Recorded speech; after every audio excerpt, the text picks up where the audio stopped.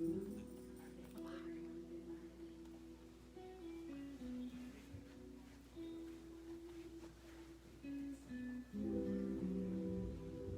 good morning, Freedom Family. We are glad that you are live with us again here this Sunday. We're glad to be coming to you with the Word of God. We're going to bring it in praise. We're going to bring it in preaching. And we're going to bring it in prayer today. We're so glad that you're with us today. We love you all so very much. And we thank God for each and every one of you. So let's call upon the name of the Lord this morning. We're going to call upon Him in prayer. You pray with us this morning. I'm going to say it, and I want you guys to shout it back. Wherever you're sitting, don't be weak about it. Don't be ashamed to shout it. I'm going to say God is good. You're going to shout back all the time. I think River's going to do it. If he's paying attention, he's going to do it. He always does it for me. He's going to pray for us this morning, too, I think. I'm hoping. Are you ready, River? Here we go. God is good. All the time. And all the time. God is good. Amen. River, would you lead us in prayer before we worship, please, son? Yes, sir. Lord, thank you for this amazing day that we can wake up and praise you, God. Thank you for the family members and friends that we've brought here today so we can listen to your word. Lord, forgive us of all of our sins and let us have a nice day. In your name I pray, amen. Amen, amen.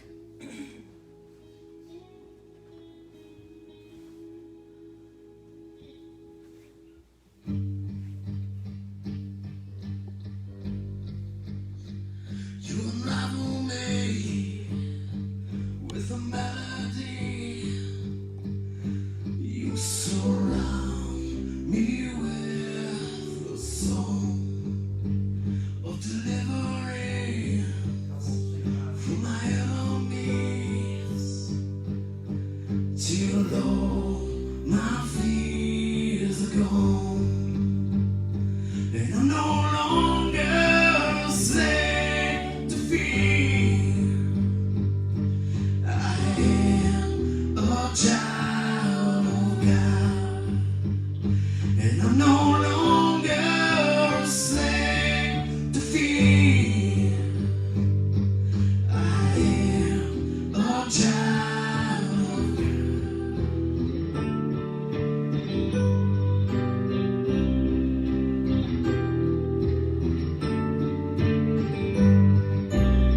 From my mother's womb, you have chosen me. Lord has called my name. I've been born again to your family. Your blood flows through my veins, and I'm no longer a slave to fear. I am a child of God, and I'm no longer a slave to fear. I am a child of God, and I'm no longer a slave to fear. I am a child of God, and I'm no longer a slave to fear.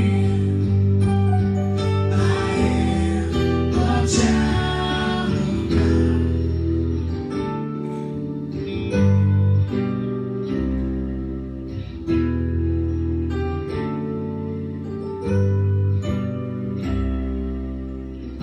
And I am surrounded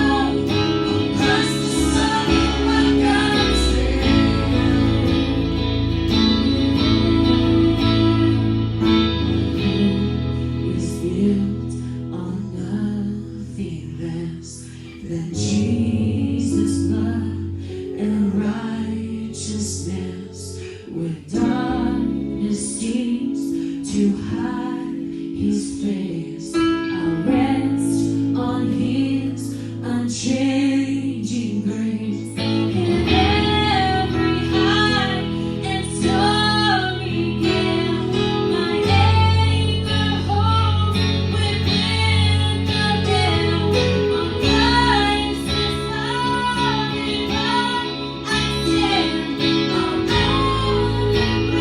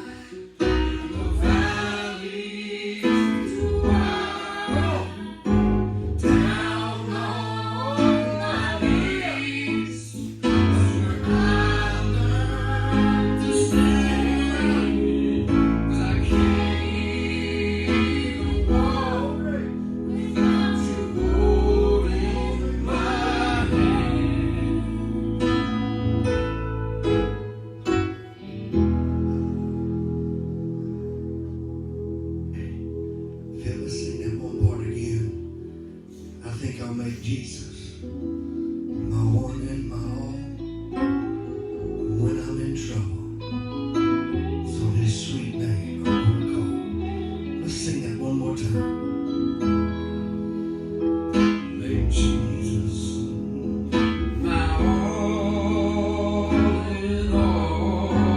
And if I'm in trouble, on his name I'll go.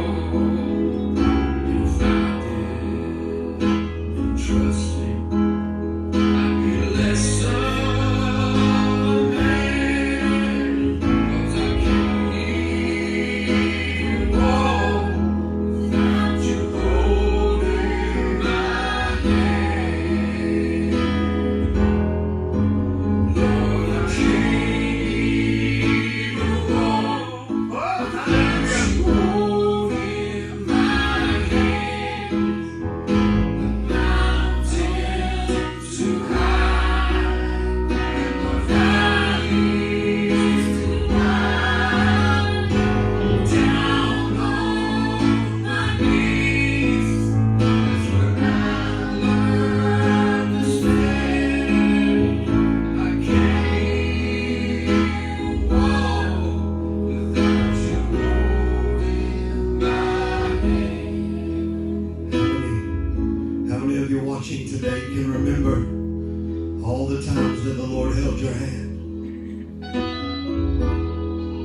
Greater than that, the times he picked you up and held you in his hand. He declared in his word that the Father holds us in his hand, and there's nothing can pluck us out of the Father's hand. Can you remember those times when it felt like all the world around you was crashing down, but you was picked up by the hands of the Father?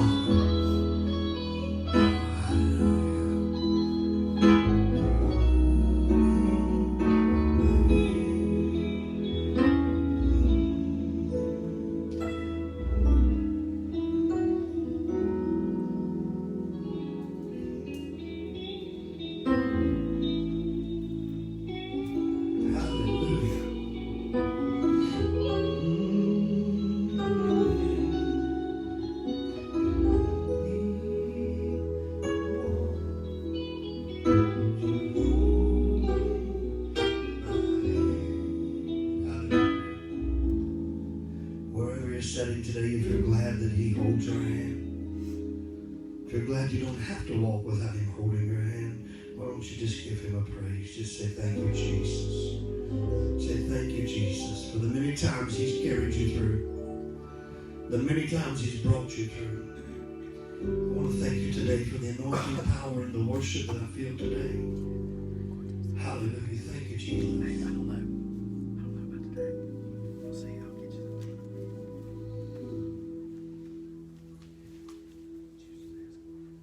2 Kings chapter 4. We're going to read the first 7 verses today. The book of 2 Kings chapter 4. Starting in verse 1, we're going to read down through verse number 7.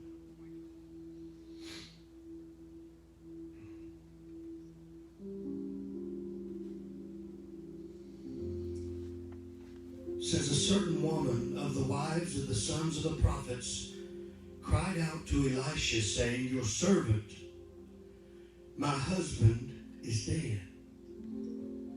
You know that your servant feared the Lord. And the creditor is coming to take my 2 sons to be his slaves. See, back then if you owed a debt and you couldn't pay it, they would take your children.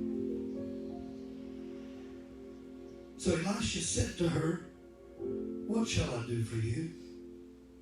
Tell me, what do you have in the house?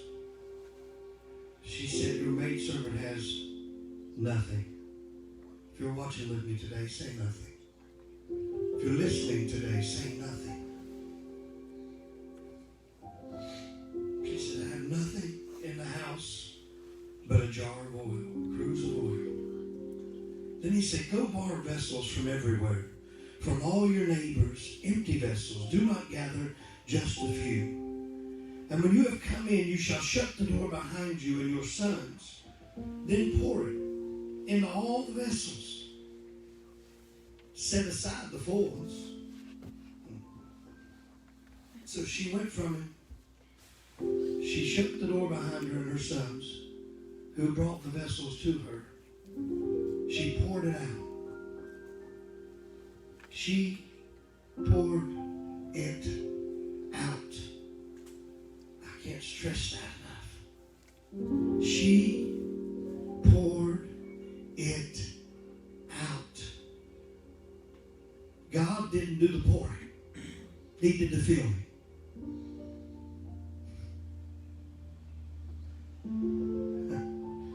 She poured it out. Now it came to pass when the vessels were full that she said to her sons, bring me another vessel.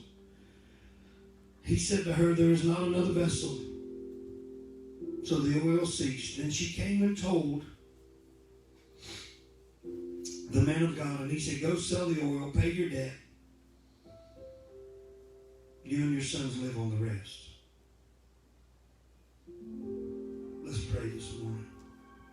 Pastor Eric asked God to bless us as we receive the blessed word. Dear Heavenly Father, I thank you for your word, God. I thank you for all that you do for us, God. I ask you just to anoint the pastor. Let him speak your word the way that you would have us to hear, dear God, and let our hearts be open to receive it. Dear God, just to work on everyone that's listening, everyone that's in a place to receive it and in a need from you, dear God. And I ask you just to make a way, dear God, for those that are struggling without a way. In Jesus' name I pray. Amen. Amen, amen. We're getting just a little bit of radio impedance interference coming through one of our channels. Hallelujah. Today I want to talk to you about when you have nothing. When you have nothing. Have you ever literally came to the point in your life that you feel like you have nothing? Especially in a certain area. I have no peace. I have no finances to get through. I have nothing. I have no joy to make it through. I have no, I don't know if you've ever been to that place, but I've had some battles in my life that have drained me so greatly that I felt like Bethany, that there was a time and a place I had nothing. Like there was just nothing there. And I want to talk to you this morning about having nothing. So the Bible said that this man died. He was a servant to the prophets. He served Elisha. He was a man of God. He worked for the church basically in some aspects, and he dies. And his wife comes to the man of God and says, hey, listen, my husband died. And the prophet was well aware that he had died. She said, he worked for you. You know he was faithful. You know he cared. You know he did the right thing. You know he was there. And now we have a debt that we can't pay. And they're going to come and take my 2 sons. At this point, this woman is expecting for Elisha to give her something. When you go ask somebody for something, you expect you're going to get something. You normally don't ask if you don't expect to get something. But River, she didn't get anything. The man of God looks at her and said, tell me, what do you want me to do for you? And before she can answer, the man of God looks at her and says, what do you have? What do you have? Now, it's not the answer you're expecting to receive, Steve. When you're asking somebody for something, you're not expecting to get an answer back from them. What do you have? You're expecting them to tell you what they got to help you. So she's puzzled. She's standing here. She doesn't really know what to do and how to go about this. This gets good. Just bear with me. We got to build a foundation if you want to grow it. Now, if you don't push it uphill with me, I always tell you, you're not going to ride downhill.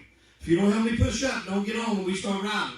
Don't lift up your hands and start screaming when you feel the Holy Ghost roller coaster coming. Hallelujah. But the Bible said that this woman, here she comes and she asks the man of God, tells him she needs help. They're going to take her sons. This is a tough place to be in. And he said, what do you have? What do you have? When you have a need, the last thing you expect somebody to ask you is, what do you have? Do you know how many times in the past that people have came to us, Stacy, and have sat down with me, and they'll say, we got a power bill, they're going to shut our power off, and the bill's $327, and they'll go on, and I'll say, well, how much do you need? And they'll say, well, the bill's $327. I'll say, yeah, but how much do you need? And they look at me puzzled like, what are you talking about? And so then we have to come to this place where we ask them this question, Steve. Well, what do you have? How much do you have? If the bill's $327, you got $100, then you only need $227. But the problem is, when your need is greater than what you feel like you have, what you have means nothing to you. What you have seems so insignificant that it's nothing, it's useless. It's when the man of God asked her, said, what do you have in the house? You know what her first answer was? Nothing. What she had was so insignificant and mattered so little to her, Steve, that she saw it as nothing. And the challenge with you seeing what you have as nothing, there's two challenges with it. Number one, you're never going to praise and thank God for it because it's nothing to you. And it's not going to grow. Number two, you're never going to use what God has placed in your life when you see it as nothing, as insignificant, as little. And God's asking the question today, what do you have?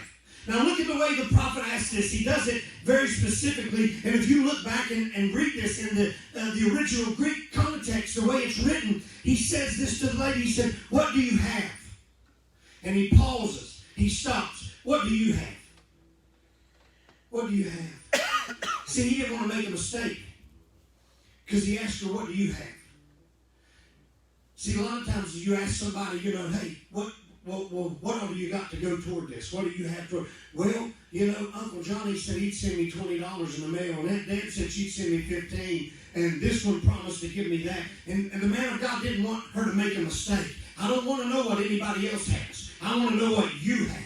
He said, we're not going to talk about what anybody else promised you. We want to talk about what you have right now. We don't want to talk about what you think you're going to get, what might show up. He said it's important that we get to the place that you understand what you already have right now. And when you're expecting, he said, this isn't about anybody else. The man of God was saying, we're going to deal with what you have. And I feel like today God is saying that we have some things in our lives that we see, that we feel like they're insignificant, and we're calling them nothing. And God's wanting to wake us up to what we have. Not what Joe has, or Johnny has, or Sally has. Not what this has, or that one has, but what we have. Not what this person promised you, or that person promised you. I'm talking about what God has given you.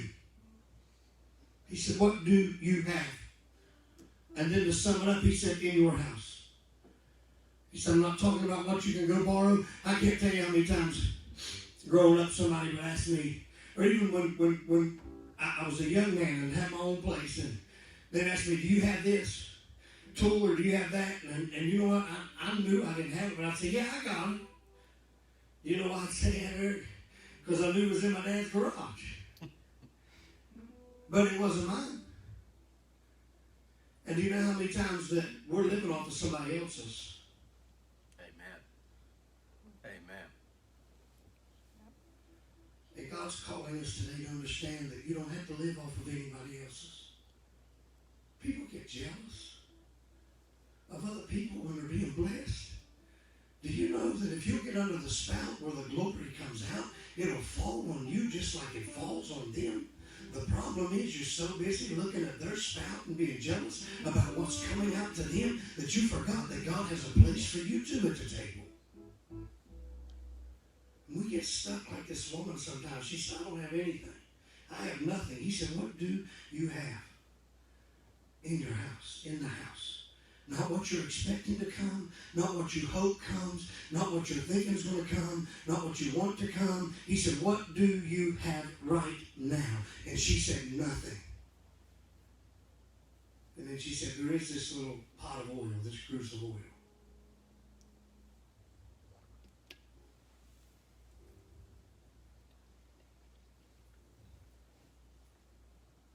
We can step back today and say, well, how dumb that woman was. She had what she needed the whole time. But I tell you, at least something rose up in her. And she said, well, I do have this pot of oil. I'm hoping that something will rise up in you and I, and you can say, well, at least I do have this. And at least I do have this, and I've got this, Lord. She was so stuck in the place of thinking that she had nothing, that it was hard for God to use what she had. God wants to use what you have, what he has given you. God hasn't given me anything. There's nothing for him to use in me. The Bible said in Jeremiah that he had plans for you. Plans of a hope, plans of a future, that he has a purpose for your life and my life, that before I formed you in your mother's belly, I knew you. When it says that in Jeremiah, before I formed you in your mother's womb, I knew you, the word knew you meant I already had a purpose for your life and a plan for your life. You didn't just show up on earth for no reason. Why did God save you, do you think? So I can go to heaven. Well, just go ahead, close your eyes and drop dead and go on. Try it. Close your eyes. And if you fall over dead right now and go on, then your only purpose for God saving you is for you to go to heaven. But if after a couple of minutes your eyes open back up, your heart's still beating, your lungs are still pumping, then there's a purpose for your life still. This woman, you ask her, what do you have in the house? What do you have in the house? What do you have in the house? The Bible says, know ye not that you are the temple or the house of God, and the Spirit of God dwells in you. It doesn't say, Steve, that the Spirit of God dwells in the church. It doesn't say the Spirit of God dwells in a place where a bunch of people get together. It says, don't you know? Do you not understand? Have you not fathomed? Know ye not, the Lord said. Do you not get it this morning that the Spirit of God lives inside of you? And I want to ask you now, if you can understand that one little thing, now let me ask you, what do you have in the house? You're the house. I mean, the house isn't made of walls, and it doesn't have a plywood, and it doesn't have plaster and drywall, and it's not all about carpet and a roof. You're the house of God. The holy temple of the living God lives inside of you. So when the question is asked, and you understand that God's in you, let me ask you, what do you have in the house? Let me tell you, you have a healer in the house. You have a deliverer in the house. You have a provider in the house. Oh my God, I wish somebody could understand what I'm trying to tell you today. Quit praying and asking God to send down from heaven what he already sent to you.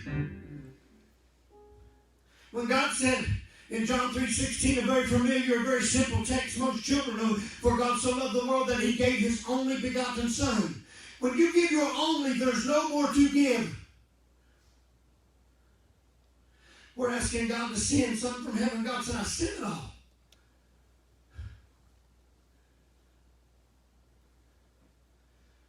And if God lives in you, if Jesus is in you, it's all there. It's all there. If he is in you, greater is he that is in you than he that is in the world. The scripture says, now unto him that is able to do exceedingly and abundantly above, that sounds good, don't it? All that we ask, or all that we can even think. And I hear so many people quote that scripture and they stop right there. Now unto him that is able to do exceedingly and abundantly above all that we ask or even think. But it goes on to say this, according to the power that worketh in us. Where's the power coming from? It's not coming down past the stars. It's not splitting the skies. The power came 2,000 years ago. It was born as a babe in a manger, wrapped in swaddling clothes. The power walked up a hill called Golgotha. The power laid his life down, and the power picked his life back up. He said, when I go away, I will send another. When I leave, the power that got me up is coming to live in you. When I leave, the power that heals the mind is coming to live in you. When I leave, the power to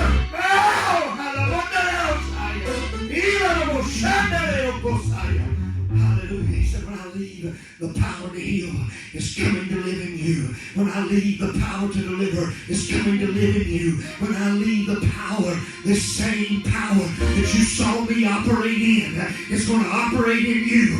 The miracles and wonders you saw me do, those and greater, those and greater, those and greater. But if you never realize what got nothing? You better understand. Candace used to say to me, she said, you believe, you have faith in such a way that you believe that God's going to heal somebody or do something the same way that a 6-year-old believes that Santa's coming. And you know why? You know why I believe that? Because what's in me. Because I figured out what's in me. I figured out who's in me. And when you know what's in the house, you operate differently. When you know what's in the house, you don't just throw your hands up and get scared and get nervous and get depressed and say, I just can't, there's nothing for us. We're not going to make it, we're wasting our time. Once this lady figured out what was in the house, she went to work. If you never figure out what's in the house, you go to work with what's in the house. If you never figure out what's in the house, you put the what is in the house to use. Hallelujah. Oh, glory. If you never figure out what's in the house, you get your family involved. Because when she figured out what was in the house, Bible said she got her sons. Now get this. The man of God field didn't say, go get your sons. He said, go get every empty pot you can find. But when she figured out what was in her house and how great it was and how wonderful it was, then she involved her family. Oh, you know what we need to do in the church again today? We need to figure out what's in the house. When we figure out what's in the house, you'll involve your family. You'll involve your children. It'll mean more to you to have them help than to play the Xbox. Have them help than to be on the PS4. Have them help than to be on TikTok. All of it, I believe alone. Once she figured out what was in the house, it put her family to work. And as long as you feel like you have nothing in the house, you feel like you have nothing for your family. But I declare to you today that it's time that we understand what's in the house. And you are the house. You are the house. So many people, so busy trying to get something they don't have, to please people, to impress people they don't even like, that they forget what's in the house. And it lays dormant. It doesn't lay dead. Because he doesn't wither or fade. But it lays dormant. And I want to ask you this morning, what's in the house? What's in the house? He didn't want her. He said, I want you to realize that you've already got this. That's what he tried to show her. Eric, it was there all along. Why haven't I been able to hear from the Lord, Pastor? Why have we been stuck in this place, Pastor? Why are we struggling so bad financially? Pat, come on, Holy Ghost. We can say that with our in-house. Why are we struggling so bad financially, Pastor? I don't understand. I've prayed. We've asked God to help, and we still just got so little. Let me ask you, what are you doing with that little thing you have? It was just a cruse of oil. But when she obeyed the word of God and began to pour it out, it poured and poured and poured and poured and poured. Oh, Pastor, you don't understand. We barely get enough to make it. We really don't get enough income to make it. My friend, if you would understand that income that comes into the house is in the house. What do I mean by that? When it comes in, if you'd be so gracious to pull the first 10% out of it and say, here, God, here's my 10%. Here's my tithe. God says, I'll take it and I'll multiply it and I'll open up windows over you and pour you out a blessing you cannot contain. I wish I had 2 or 3 or 4 or 5 people that are watching this post right now that would light Facebook up and say, you don't understand. We struggled. We started paying our tithe. Things changed for us. Things were different for us. My family changed. See, what you don't understand, though, is if you look at it like you got nothing, you're not going to use it. But when you understand what's in the house, you may not have millions coming in or hundreds of thousands coming in. If you just got hundreds coming in, God says if you'll take it and pass it through the house, pass it through the Word of God, pass I said, give him 10%. He said, I'll do more with your 90% than you ever could have with your 100. But the problem is, when you see what you have as being so insignificant and so small, you don't give out of it. You say, I can't give. I gotta hang on to what I got. I can't give. I gotta hold on to what I got. No, you got something in the house. The one that lives in you owns 1,000 cattle on 1,000 hill and a potato under the ground. Give him a praise this morning if you're watching with me. Hallelujah to the Lamb of God. He said, in verse 3, he said, then he said to her, go borrow vessels. It wasn't until she realized what she had in the house that God wanted her to go get help from other people. But look at what God wanted to use for her help. We always are looking to the other person to give us everything we need. I've had people do it to me before. Tell me they need $1,200. Literally, feel. I'll say, well, listen, we're going to help you out. We prayed about it. We'll give you $400. That's not going to help me. I need $1,200. I don't need $400.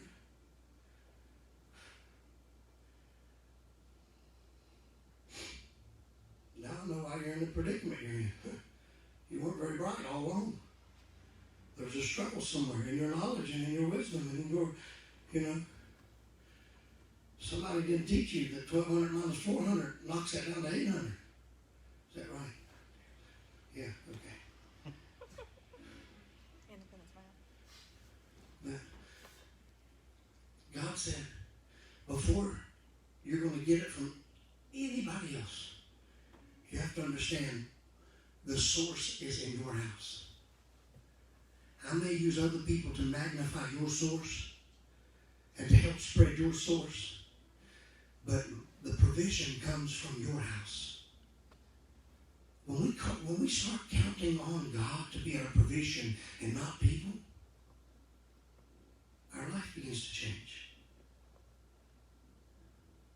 We don't have to please people like we once did. We're pleasing God now. We don't have to worry and have anxiety and fear if something changes on the job or changes in the state or changes in the nation. We don't have to have fear and worry. Why? Because my source is not in the state. My source is not at the job. My source is not in the nation. That may be the spout where it comes out. I can turn the water on in the bathroom here at the church and it comes out in that faucet. That's the place. I can turn it on in the kitchen and it comes out in that faucet. That's the place. But neither one of those are the source. Without the water supply that comes from the main water place and runs down through the pipes and comes through all the plumbing, without that, I don't have anything. I can turn every faucet on in the church and in all of Daniels, in all Raleigh County, in all West Virginia. If you take my source away, I have nothing. But as long as I have a source, you can shut that faucet off and I'll turn the other one on. You can shut that faucet off, I'll go to another. As long as the source is flowing, you can't stop it from getting to it. I'm telling somebody today, the enemy might have tried to cut it off, but as long as the source is flowing, you can't stop it. Give God a praise and an amen on that. Hallelujah. I gotta hurry. I gotta hurry. I gotta hurry. I gotta hurry. Once she figured out where the source was, then she got to go ask for help.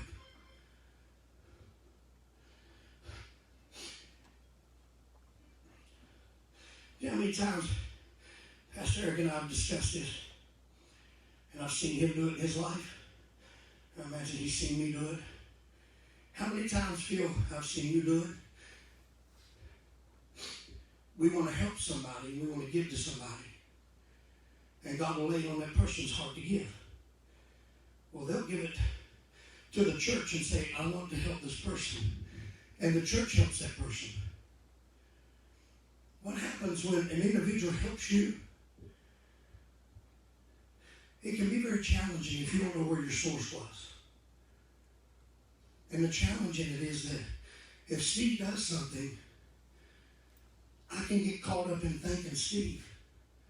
and thinking what a help Steve is and how great Steve is, and there's nothing wrong. The Bible says give honor where honor is due. But then I start to look at Steve as my source. And there's times that Steve's not going to be able to pull it off. There's times that Steve's not going to be. Steve may be able to come here and fix all the electrical, but I might have a plumbing problem. Steve might not be able to do that. I don't know if you can, Steve. Can you do plumbing? You don't want to, okay. But what we'll do if we want to help somebody, we usually will try to channel it through the church.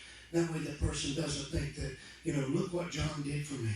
Look what, little Betty did for me. Oh, they're so amazing. No, when it comes from the church, they say, look what the Lord has done for me. Because the source was God. It was God that laid it on that person's heart to help you. It was the source that laid it on that person's heart to help you. We've got to come to a place that we understand where the source is. Once we understand the source, then you can effectively get help from other people. But that help will always build off what God's already given you. So they went out and they started borrowing vessels. And I'm about to close here in just a minute. They started borrowing vessels, and I want you to get this. The man of God gave them specific instruction. He said, go get every vessel you can get. He said, there's one kind of vessel that you need to bring back. He said, go get every empty vessel.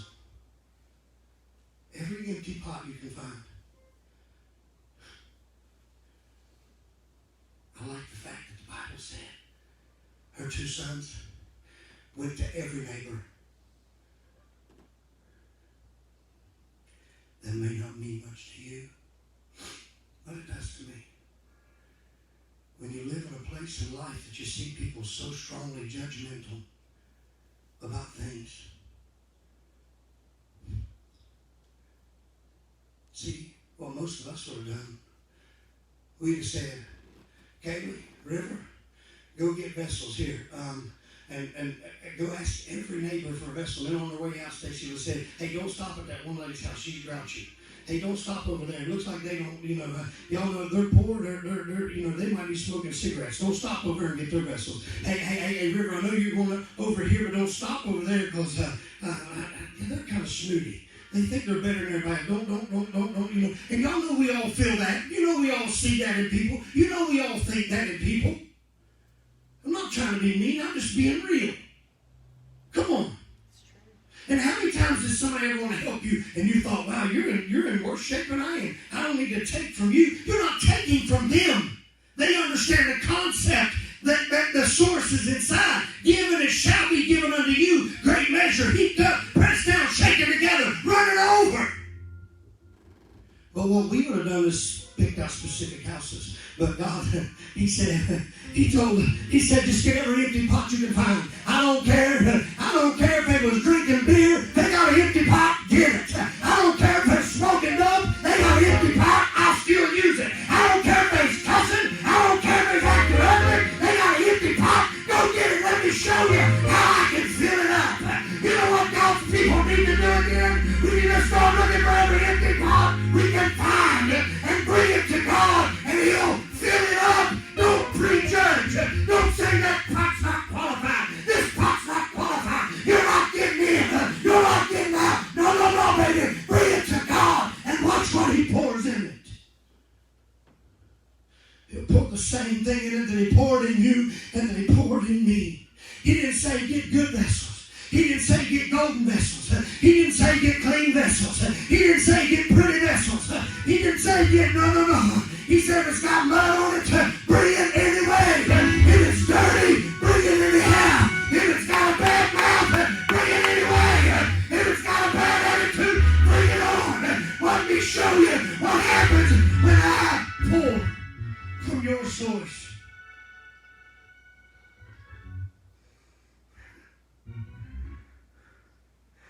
Empty vessels. I got time to tell you this. He said, start pouring. Fill every vessel. And then He said this strangely. Set the full ones aside. Now the Bible says, sons brought her all the vessels. She poured and poured and poured and poured and poured. She said, give me another vessel. Son said, we don't have any more. Stop pouring. You'll miss this in translation. The Bible said she set the full vessels. The man of God looked at her and said, set the full ones aside. When I first read that, I thought it meant that after you fill it up, set it over. That's not what it means. It loses in translation when it's taken from the original context of its Hebrew and is translated over. In Hebrew, he said, some of the pots are going to be full. You can't use those. Do you know what God needs? He needs you and I to come to him empty. The problem is we're so full of everything the world has to offer. God said, I don't have any place to pour. And I got to set you aside. And then sometimes you got to go through some hellacious things in life, because when the road's real bumpy, you spill out sometimes. When the road gets rough, you pour out sometimes. And sometimes you come to the end of your road and you poured everything out. Then you're empty. And God says, now you're available for me to pour into you the oil of joy, the oil of gladness, the oil of healing, the oil of deliverance. But the challenge is we're so full. I know people that know everything. They know everything. Everything. I've been serving God 25 years, 35 years, 45 years. And they know everything. You can't teach them anything. Haven't been serving God 25 years. Thank you, Judger. No, but you know everything. Not just about the house of God and serving God, but people, they know everything. I know everything about my job. That's right. You can't grow. If you know everything, you can't grow. God can't pour any more into you if you're already full. You know everything about marriage that there is to know. God can't pour into your marriage because you're full. Can I just be honest? Is it still alive? Is it alive? Sometimes some of us are full of crap. Hit me up. Write me a note, please. I love them. Because you know the truth of the matter is, sometimes that's what we're full of. You know I ain't lying. You know I'm not telling no joke. You know I'm serious today. Sometimes that's what we are full of. And if you're full of that, you better understand that God can't pour it into you. We need to pour out some of this stuff that we're full of. Some of us are full of a bad attitude, a sour attitude. Some of us are full of anger and bitterness and hatred and envy and strife and drunkenness. We need to pour some of that out and say, Lord, I'm empty. Here I am. Fill me up.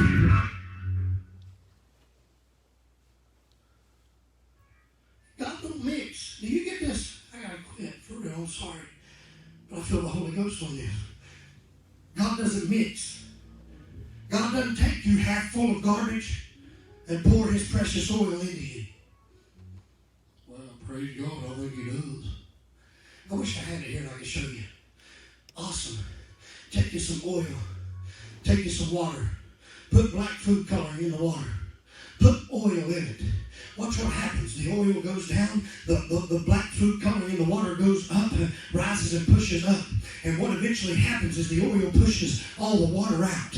It keeps coming out the sides and out the sides and outside. And before you know it, all you got left is the oil that's in there. And then you go back and pour some black food coloring on it again, some water on it again. There, give it a few minutes, it comes back out the sides again. When God gets ready to save you and fill you, he cleanses you from all unrighteousness. When you repent and ask Jesus to wash you in the blood, you can never be cleaner than you was at that moment. You will never have any more justified life than you did at that very second. But God doesn't take your mess and leave it in you and say, let me pour. No. You know what happens sometimes is when you repent and ask God to forgive you, you're cleansed immediately. The oil comes in.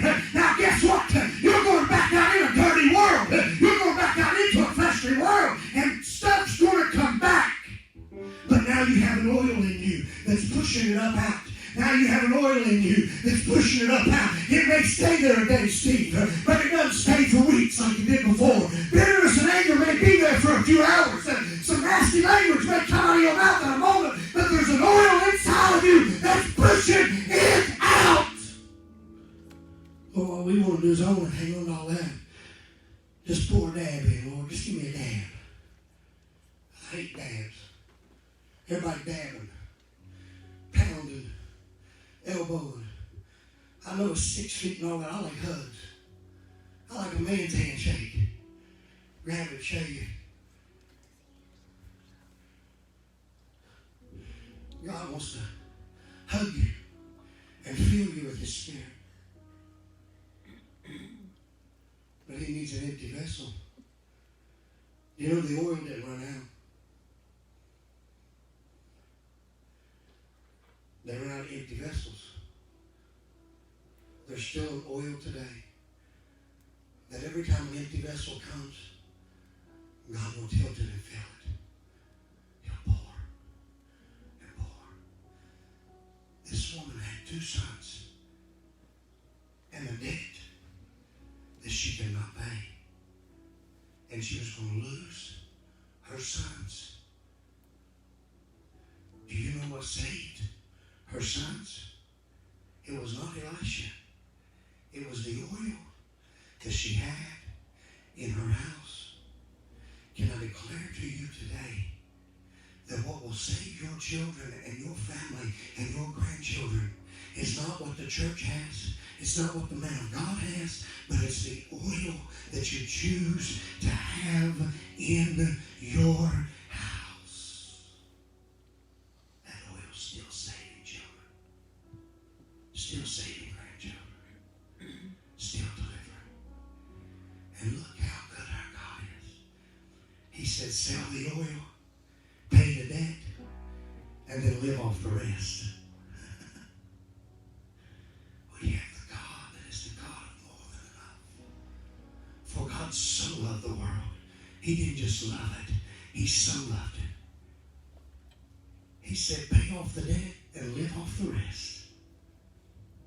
He said, once you pay that debt off, don't go home and fret how you're going to make it. It was the oil that got you out of the debt, and it's the oil that will sustain you. It was the oil of the Lord that cleansed me and paid a debt through His precious blood that I could not pay. And it's the oil that keeps sustaining me and keeps paying off a sin debt and keeps paying off an ugly debt that I have in my life. But I gotta quit right there. We're going to pray with you this morning. Before we do, I want to ask you a couple questions. First, I want to ask you, what do you have in the house? What do you have in the house?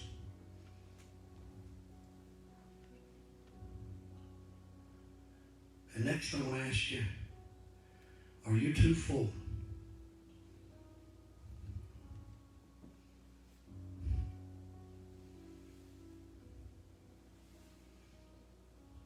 Come up here and do that song you did earlier. You unravel me with a melody. What I'm asking God to do through this song as we do it.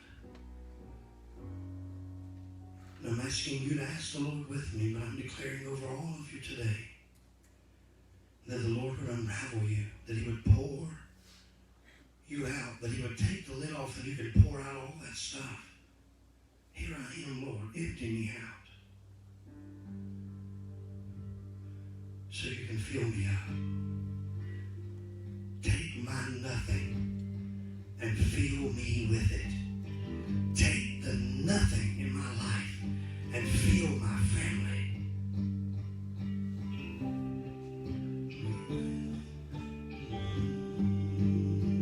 You unravel me, come on, with a melody. You surround me with a song of deliverance from my enemies. Till all my fears are gone, and I'm no longer a slave to fear. Yes, hallelujah. I am a child of God, and I'm no longer a slave to fear. I am a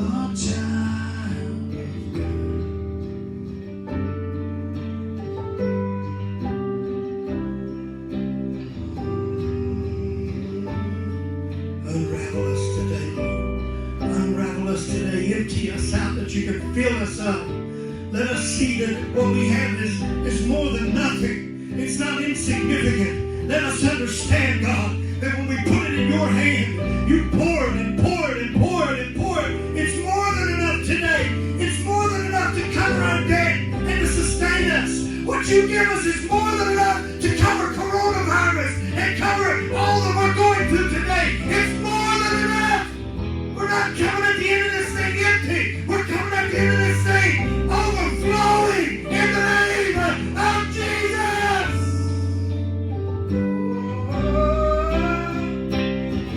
You split the sea so I could walk right through it. I know my fears are drowning perfect love. You rescued me so I could stand and sing that I am a child of God. Yes, I am. You split the sea so I could walk right through it. And all my fears are drowning perfect love. You rescued me so I could stand and sing that I am a child of God. Yes, I am. I am a child of God. Yes, I am. I am a child of God. Can you do that one part just one more time, real softly with the voice? You unravel me. I'm going to put you on the spot and it's hard. You unravel me Oh, yes. with a melody.